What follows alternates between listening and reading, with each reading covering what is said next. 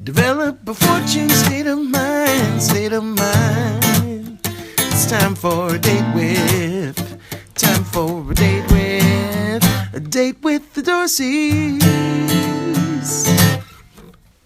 Hello, hello, hello, and welcome to another date with the Dorseys. I am Dr. Jatan, and I am Floyd Dorsey, the fourth. hence the date with the Dorseys. And we are back to bring you yet another hot topic. It's going to drop like a new album, I would say, because it's just that hot. A new album or a new book. Either way. New book. It's going to be hot. We just may have to drop it like a new book. Okay. There we go. Here's the launch. So today we are talking about how to say no, specifically when it comes to family. I know a lot of us struggle with the word no and or feel like we have to explain or have a reason for saying no when it comes to certain things. But today we want to talk about specifically with family. We get all of these many requests, these the desires of other family. They may see how well you're doing, or they may see how happy you seem, and they just need Last time, look, help me out. They need a little something. Yeah. And maybe I asked you for something a week or two ago, and maybe it was another week before that, and I haven't perhaps even given it back. But if it's money, I haven't paid you back or anything like that, but I need something, right? Right. And when you're dealing with family, those are the hardest ones to say no to, right? Because those are the ones that maybe perhaps when you were growing up, or there was a struggle in your life that you had to lean on them for assistance, and now they're coming to you, or whatever it may be, right? But it's truly, you're in a situation in this particular episode, and no is probably the appropriate answer to give, but it's the hardest answer to give. So how do you deliver that message? Right? And so what we want to do is share a few key points that may help that dialogue or help that conversation to go over for both parties in a good way, that you can leave whatever with saying no or not right now, or whatever it may be, but still leave on great terms. Right? Yeah. I think that's truly the part of which most people want to avoid, right? I don't want to cause any type of unease or any type of break in this particular relationship, because they're truly coming to me for a need, for a reason. Yeah, but some feel the need to be needed. So to receive such requests like that may be what fills their cup. Although it's really a bigger thing that they're trying to feel, and not realizing that that's just a Band-Aid or a temporary sip that doesn't really fill your cup. That is a great point. And I know we're going to probably touch on more so like money and resources, but however, this could be time. It could be many other things that are being requested from you, from your family, right? It may be someone who's trying to get a job or whatever, and they're saying, hey, I need you to do my resume for me. Right, or maybe something that I need to borrow or use your car, or whatever that could be. So anywhere from it ranges.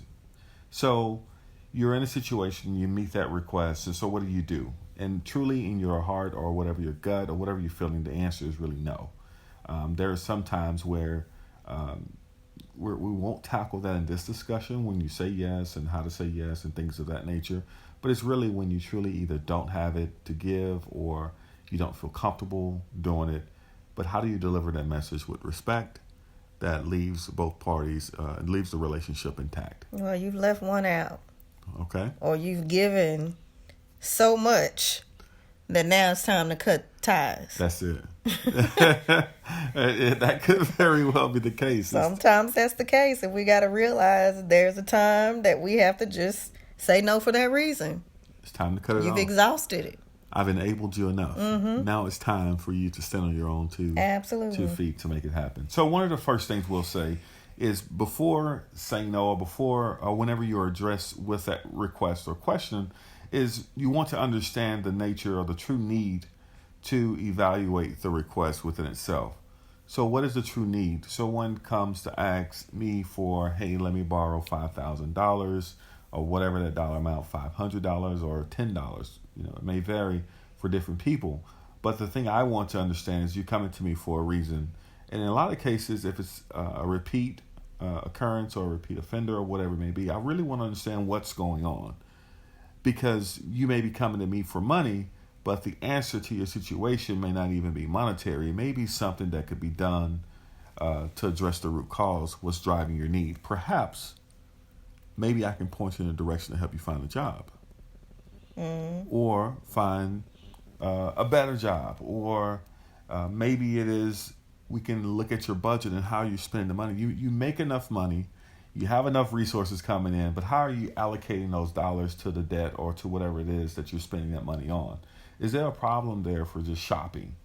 Are there any other problems that we need to really talk about? So I want to unpack the request and see what's the root cause, what's really driving that need. Now, if somebody comes to me for something that's immaterial, a small amount, okay, I'm not talking about those type of things, right? Because it's the first time asking for assistance. But I'm saying if it's something that you see that's, and you really feel this is the time to say no, I think you really want to first address the root cause and what's the nature of the request. Now, what if they do not want to have that conversation? Now you got to handle something different. That is. When you're to your point, it may be unpacking it in such a way because of the level of the request. However, they don't have the interest in sharing with you why they need the money, what they're going to do with the money, and all of that information. That's in order for them to give you what you need to feel comfortable with loaning the money. That's it. So, that's just another challenge you have to think of, especially with people that are comfortable with you like family, and they feel like they can say anything. And some of our family feels obligated just because they're family. Right. So they'll challenge the fact that you even asking me these questions. Yes. Like, why are you going to ask me what to do with it? You got this. It. Yeah. I helped you out when you were 2 years old. Who you think babysitted? Right. Who's your babysitter? Who changed the diapers or whatever it may be? And that does create a bit of unease or discomfort into having those conversations. But I will say, if you want me to part ways with my funds, which, the funds is currency, right? Currency is energy, and it's something that I put energy into making. If you want me to part ways with that, then help me understand where is that going to be going to, or what's the need, or understand it. Because if you can't give me that, create a comfort in me, right, I can't allow myself to be uncomfortable to give you comfort if you can't at least help me feel comfortable by letting go of it or understanding. I don't know why this story comes to mind when we were visiting, and you went into a corner store, and there was a homeless man. I guess he was homeless. I don't know. But he came out and he was trying to sell a battery. Right. Oh, right. Not that it's funny that he had to do that. It was just odd that he was trying to sell a watch battery of all things, right? It was a battery for a watch. And mind you, I'm sitting in the car not knowing who this man is or what they're talking about. But that's pretty much the direction that you took even with him, right? You started to dig into what are you really going through? Where's your family? That's it. Now, for the record, I know we're talking about family, and this guy wasn't a family member. He was not. However, it was a guy, just random. We were just arrived to our destination, got in town from a road trip, and stopped at a gas station. I wanted to pick up a couple things. And when I was on my way out, I was stopped by, some guy who was certainly in need for whatever, right? And he didn't necessarily come just asking for money. Mm-hmm. However, he wanted an exchange for that matter, for a battery that I had no use for, absolutely none. It was a watch battery that at the time I just didn't have a use for it. But at the same time, I really wanted to understand what was his true need, like what was going on. And to my wife's point, I did have to ask those questions because I want to understand if I can help in a different way. Like you say you want to sell this battery for some money, and I think it was probably to get some cigarette. I don't know.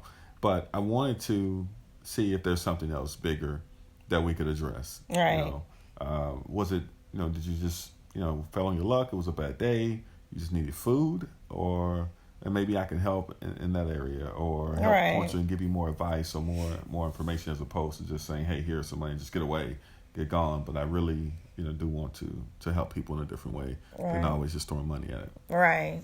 And again, to your point, that wasn't family. However, I wanted to point out that illustration of the story in that instance, because it could be the same situation with family, But, in his case, the man was willing to share information and have the conversation. And some of our family may or may not, right? But, it really depends on if they really want help to move past this area or this point in life that they're challenged, or is this just something temporary that, Exactly. I'm okay with dealing with and coming back to you 2 months later for the same thing. Exactly. And so in that case, the guy, we were able to have a good dialogue. I thought it was a good, healthy 5-minute conversation with the stranger, for nonetheless. But hopefully he was able to get what he needed. Yeah. And also, I think my biggest encouragement was to some of those questions was, well, where's the family? Well, I haven't talked to them in forever. Well, why not? What's going on? They have to care about you. Well, and you start digging and digging and digging, and you realize, I realized that this particular person was completely cut off of family for some bad choices that he made in the past, and he was just very hesitant or reluctant to even reach out to them just to build on that relationship, right? And by rekindling and building on that relationship, it enables you to remove past some other guilt and things that I'm sure we talked about in prior episodes, but it can help heal on all the parties involved, so that you can now move forward with progressing in life. So I won't spend too much time on that one, but again, I think to this point is you really want to understand the true need and evaluate the nature of the request. The next point is I think it builds on the first one, is identify what and how you can assist. Now, if I am being asked for $1,000 or $5, whatever it may be, and I understand the true need, then I want to say, okay, well, this is what I'm comfortable. This is what I'm able to do for you. It may not be the whole 1,000. It may be I can give you 100. And however, I want you to go figure out how to come up with the difference. And once you have that, let me see that you've done your part to create or to generate the other funds, and I'll contribute my portion. And that's very similar to business and life in general, right? Like if you're seeking investors for your business or whatever it is, there you go. Exactly. They're looking for you to show that you can bring something to the table. That's it. Right? And looking at your past to see how you've managed your money up until this point.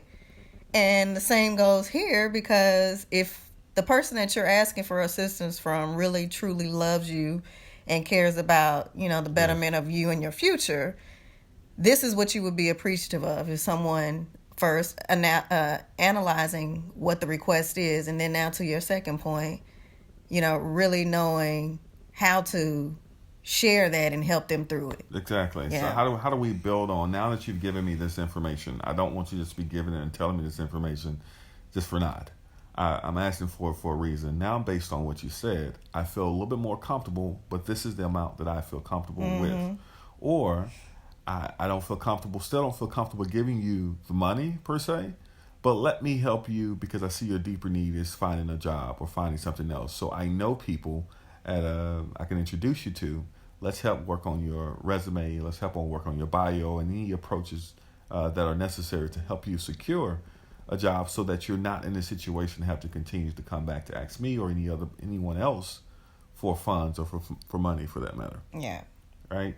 So again, to recap on that point, it's really you want to identify what is it that you can do, whether if it's monetary, to giving them the actual monies or giving them the actual whatever they're asking for, or is there another way that you can utilize your skills, talents, passions to really help invoke something different, a different outcome, or to adjust or augment or fix the root cause in some way, so that the person is not in that predicament or situation again in the future. Agreed. And again, that could be anything that they need, right? Not just money. Yeah, not just money. Yeah. I think money is an easy example. Oh, certainly not just money. And the third point and final point I like to communicate, or will communicate, is you want to, after you've understood and evaluated and did the analysis, you made it clear on what you can assist with, you have to communicate that to them. And this may be the hardest part, and you have to stay firm with your decision. For many, this may be the hardest part to do. How do I now say it? especially when you're talking about parents or you're talking about siblings. I have to communicate this thing verbally and being firm on what it is that I can do, what it is I'm willing to do, and I have to stay firm with that. And even though I know that it may hurt you for me to share this information, it's important that I give it to you because I'm coming out of the spirit of love and for the best of your future and for your growth and development. So staying firm with that is very important. Yeah, I think you mentioned two words, phrases. Verbally communicating it and then being firm. Yes. And I think many will go about, especially now with technology the way that it is, most people text or, email more than they do have an actual conversation. So it's easy to avoid dealing with things that way. Mm-hmm. And you can just ignore. Just move on. Oh, I didn't see it. Right. Easy ways to dodge it, but it's better off to be addressed straightforward and having that conversation. It may be a hard conversation, but it'll be worth it. Yeah, I certainly agree. And it's if it's not in person, then certainly over the phone or some way where you can verbally have that conversation, because it may require follow-up questions and things of that nature. It's so easy for people to avoid that. Wouldn't call it confrontation, but they avoid that face-to-face or that verbal engagement because it forces them to really hear themselves make that request or have to explain it, which is difficult to do for a lot of people. It really is to have to verbally make a request and then to answer questions. But what it does for them, as well as the person that they're making the request from, is it puts them in a position to really have to understand what they're asking for and why, and being able to own up to whatever it is that they verbally commit to. Right. So, just say no. That's what it should have been Just say titled. no, right? Just say no. And again, some people are able to deal with that and just say no a little bit different than the others. However, some struggle in this area, and I see it, across the board in so many different aspects of life. Not only just with dealing with family, but also sometimes there may be things at work that you may have to do. So I don't want to make this just tailored just to family, but these are finding ways to say no and mean it, or finding ways to make it clear on what you can do, what you can commit to, is important for the growth of all parties involved. So just to recap, there were 3 key points that we shared when dealing with family. And how do you say no when requests are being made that you're not comfortable with, or that you truly want to say no? Is you want to understand, one, the true need and nature of the request. Number 2, and identify how you can assist. And then number 3, just simply communicating and staying firm, verbally communicating it, as we mentioned, and staying firm with your decision. Right? Yeah. And I guess we should reiterate the fact that it's not us saying that you have to say no to every request that comes your way, but it's knowing what it is that you can do. And to your earlier point, if it's something that you can do but you can't fulfill the full request, that's okay. But don't go into it just automatically saying no just because for the fun of it, but truly assess what it is that you can do. Because you want to help the person. Yeah. You really do. These are, we're talking about people you care about. You really truly want to help in any way possible for them to be successful. So we're by no means are saying just start off with no and just say no, always say no. But we're saying in those cases, those situations where you truly feel that no is the best answer, and it's going to be a difficult conversation. Well, how do you deal with it? How do you have that the candor? Right. And when no is the best answer, I always like to say no is also a complete sentence. So don't feel like you have to always explain and, do all that extra to back up your no. If you've done your assessment of your ability, what you can do, then be comfortable with your no. Yeah.